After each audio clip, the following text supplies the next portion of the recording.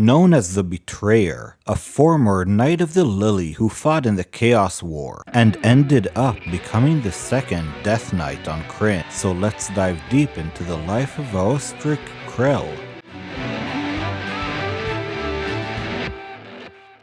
So Krell was born in the nation of Nordamar, and this is where Lord Ariakan found him as a kid and recruited him into the Dark Knights, the same way that he did to Steel Brightblade. Now, while he was training as a Dark Knight, he attained the rank of Night Warrior. Over the years, Krell and Ariakan developed a sort of kinship, and the Lord trusted him. And more than once, the Lord took him up to Mount Ambition, and together they looked upon the ocean toward Ansalon. They would talk strategy about the upcoming invasion. Krell was the only one favored enough by Lord Ariakan to do this. None of the other Knights of Takhisis were so honored. He would later serve directly under his lord during the invasion.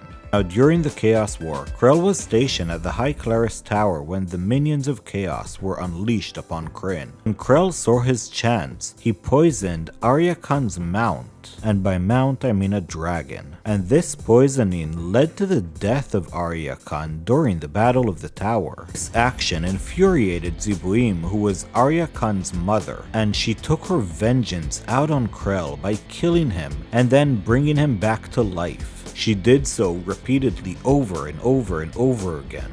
And when she finally tired of these games, she brought his remains to Storm's Keep and turned him into a Death Knight. Now, during the next 38 years, Krell was stranded on the island fortress, fearful that Zibuim would kill him if he'd left the island. Little did he know that Takhisis stolen the world, and Zibuim wasn't in the world at that time, so the chance that he did have to escape vanished when the gods returned to Krynn. Now, during the War of the Souls, he was not able to participate in the battle, thinking that Zibuim was still around the island. He did, though, have a scrying ball that was called the Flames of the Storm, and though he used it to observe the fights, and he saw the girl named Mina. He tried getting a message to her through the souls walking on Krynn, but once he saw her destroying Lord Soth, he did not want anything to do with her. Now, with the defeat of Takhisis and Mina in Sanction, Krell discovered too late that Zibuim had been gone for years. In his rage, he destroyed a small tower in Storm's Keep. He then prayed to Camus,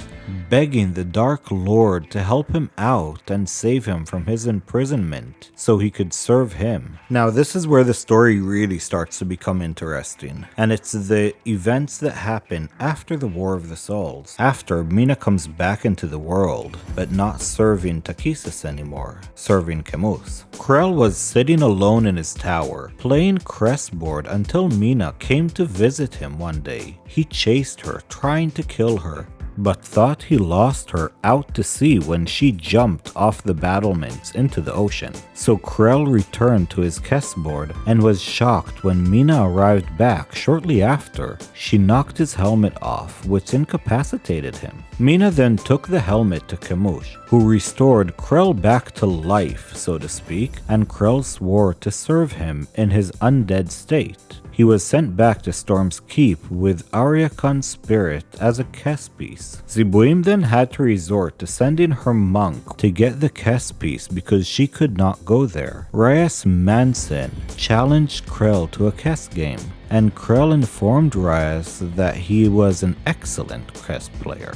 As Krell was winning and breaking Reyes' fingers, a kender named Nightshade Pricklepear snuck up and stole the Ariakan piece. Reyes then had a giant mantis take care of Krell while they both escaped. For his stupidity, Camus was not initially pleased with Krell, since the god was also mourning the apparent loss of Mina. However, Krell pointed out that he couldn't see Mina's spirit, which had apparently been plaguing Camus, and the god realized that she wasn't actually dead, and what he was seeing was an illusion created by the servants of Noitari. Camus then sent Krell on an errand to Zibuim, setting further plans into motion before having Krell journey to the Castle Beloved. to train his beloved in the art of war. Now, the beloved of Camus were a group of undead creatures that were created by Mina for Camus. All she needed to do was kiss you and you turned into one of them.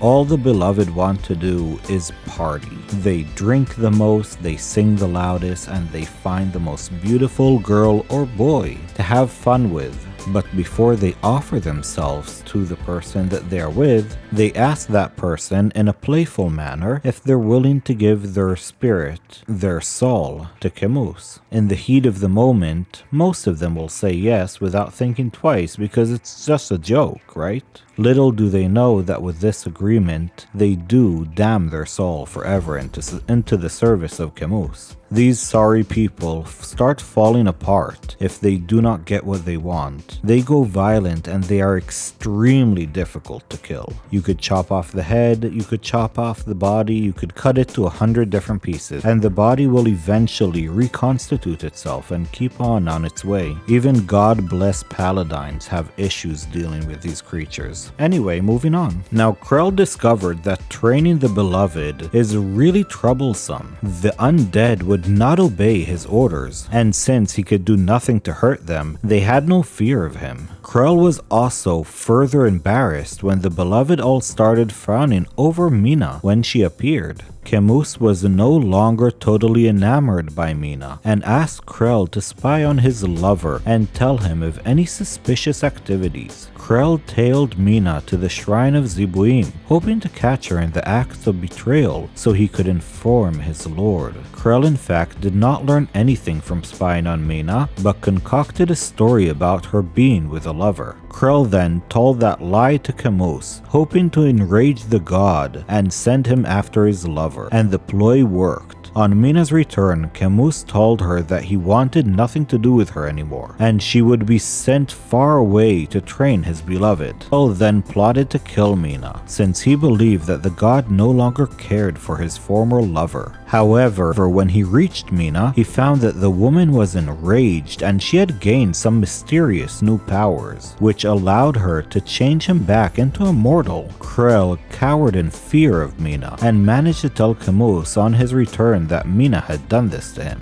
Now, this should be a hint for everyone that Mina is far more than just a mortal. On Krynn, only a god could turn a man into a death knight, or undo the process. After his embarrassing defeat by Mina, Krell returned to Camus, who still had some use for his servant. The god then decided to convert the new human Krell into a bone acolyte in order to have him find Mina for him. He went on and tracking down the monk Reyes and the Kender Nightshade and a young girl that was traveling with them. Krell questioned them about the whereabouts of Mina, but little did he know that the young girl was Mina who transformed herself into a child, and she in turn used her powers to incapacitate Krell. The god then bestowed 3 bone warriors into Krell's service, commanding the group to ambush Reyes and Mina as they made their way to Solas. However, Krell found that Mina and Reyes beat him to the town, and their ambush failed. The bone acolytes then orchestrated a riot in the God's Row. It is one of the neighborhoods in Solas that has all the temples in it. They did this to test the reaction of the sheriff of Solas and his guard before launching a full-out assault on the temple of Majera in order to kill Reyes Mason once and for all. Now, in the temple of Majera, Krell laid both Reyes and Mina low, almost killing them, but was struck by a mystic spell cast by Nightshade and knocked unconscious. Mina blamed herself for Reyes being incapacitated. During the fight, Krell used a magical artifact made out of metallic bonds. Throwing it at Reyes, it came alive, enveloped him, and bonded him. Reyes could do nothing to escape. Seeing Reyes' state, Mina blamed herself for bringing him into this, and ran off hoping that Krell will follow her and leave Reyes alone. By running away, hoping that Reyes and Nightshade will not need to take care of her anymore. Ata and Nightshade pursued her, while Reyes laid in prison in the golden bonds that Krell had wrapped around him. By chance or luck, Nightshade ran into Mistress Jenna, and he told her what was going on, sending her back to help Reyes. But by this time, Krell regained his consciousness and continued attacking Reyes once more. Thankfully, Mistress Jenna appeared just in time to stop him, using her powerful magic to free the monk from his bonds. Krell then summoned one of his bone warriors to attack Jenna, whilst he continued to assault Reyes. However, Jenna cast a spell vanquishing the bone warrior with ease, while Reyes, with the help of Majera in the heart of the temple, managed to defeat Krell, killing him once and for all. Now, Krell didn't have such a long life that Lord Soth had, and he wasn't as influential on the world like Soth, nor was he feared. Yet he still played a very important role in the entire saga of Dark Disciples, always playing both sides,